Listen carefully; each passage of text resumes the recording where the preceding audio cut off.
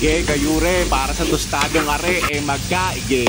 Dini sa Malvar may tinatawag na tostadong gisado sa kubo na nagsimula sa kubo. Ngayon ay malaki na ang pwesto. Isa lang ang ibig sabihin niyan, ang tostadong gisado dini, ang sarap ay piho. Anong naisip mo na Korean na Jjajangmyeon. parang ganun, pero ibang-iba yung lasa niyan. Ang nagpapakulay dyan, kasi ang iba iniisip baka ano daw, squid ink o ganyan. Hindi. Ang pampaitim dyan, yung tinatawag nila na caramel. Caramel yun, pero hindi yun hindi matamis hindi caramel na caramel talaga. Ito yung tinatawag namin na pupor. Basically, chicharon. Anong may sartawan ba ito?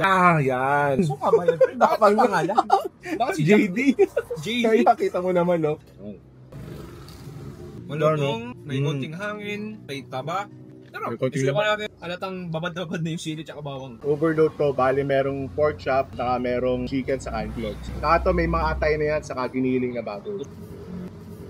Oh, panalo yung atay pare. Alam mo, unang sa lahat, dadapos sa labi mo. May konting saltiness, may konting tamis, pero para siyang moron, alam mong soy sauce eh. Kasi may bukod sa caramel, may soy sauce pa na nilalagay ng pampalasa yun, no? Sarap ng atay. Pork chop. Bagay na sa kanin.